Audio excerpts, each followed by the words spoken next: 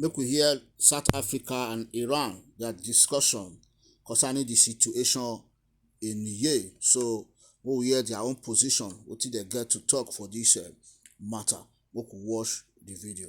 Indeed, we discussed Niger and we share the view South Africa has articulated that both the Islamic Republic of Iran and South Africa do not support unconstitutional changes of government.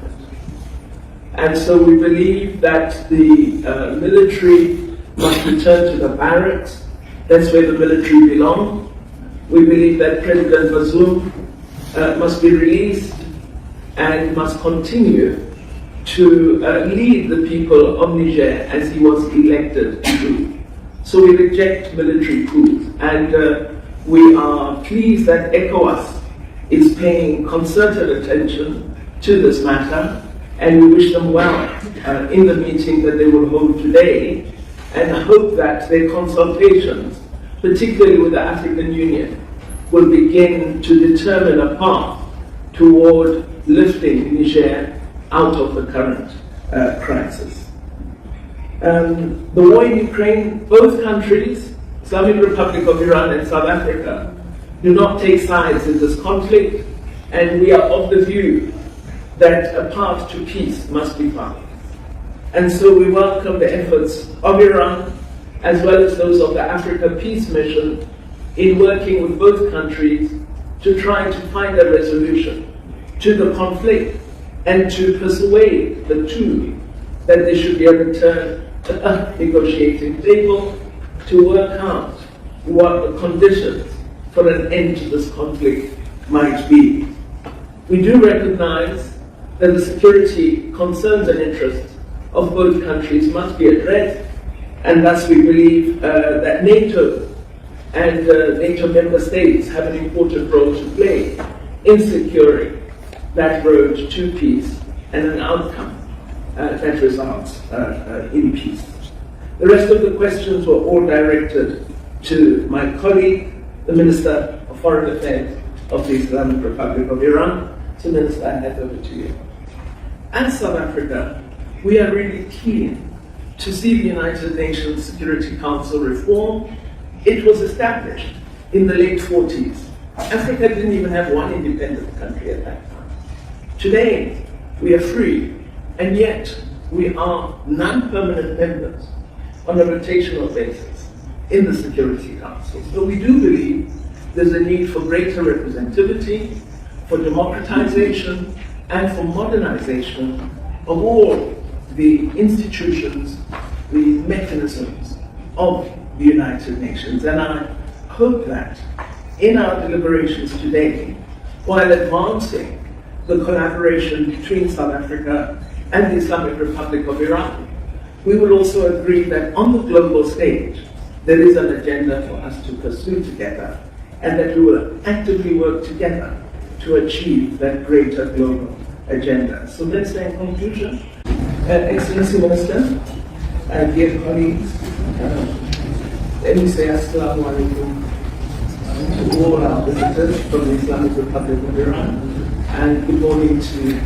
our colleagues from South Africa. So we're going to begin with just our opening remarks as the Chief Minister, and we'll then proceed to receive feedback from the co-chairperson of the meeting of the senior officials, and then we shall proceed to adopting the set of minutes that come from the senior officials meeting, and then we shall have a brief media engagement, and following that we shall close and proceed to hopefully so Your Excellency, allow me to begin with opening remarks and to recognize His Excellency Dr. Amir Abdullahian, Minister of Foreign Affairs of the Islamic Republic of Iran, and recognize Ambassador Mohammadi Nasrabadi, Assistant to the Minister and Director General for Africa, and Ambassador Dr. Ali, Acting Deputy Director General Asia and Middle East, our Director General, Mr. Zain Dangle, and colleagues from a range of departments in South Africa, and from, of course, our departments of foreign affairs of both countries. Dear Minister, it gives me great pleasure to here officially welcome you to our country. You come from a country with which we enjoy very strong and positive relations, the Islamic Republic of Iran, and I welcome you and your delegation to South Africa. We've had very extensive discussions on international and global issues that are impacting our world today, and I've been really thrilled that our deliberations have allowed for a very extensive and frank discussion on these matters, enabling us to share perspectives on foreign policy and agreed views on a number of international issues.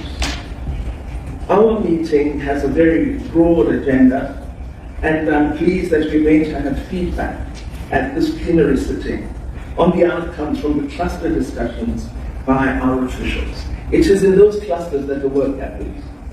And I am hopeful that what we're going to do and receive will encourage us to have a sense that indeed there is a work program between South Africa and the Islamic Republic of Iran, and that we are making progress in our relationships. Dear Minister, you know we are important members of what is termed the Global South. Both our countries are members of the non-aligned movement, and we've always adopted this policy that we don't adopt a position in support of one or another party in a conflict. Our intention, both as South Africa and the Islamic Republic of Iran, has been to encourage a world that is at peace with itself, to encourage the creation of an atmosphere of security for all humanity. Our two nations support multilateralism and thus appreciate the role of the United Nations as the premier multilateral institution, while also advocating strongly for the reform of the United Nations, particularly the role and composition of the United Nations and Security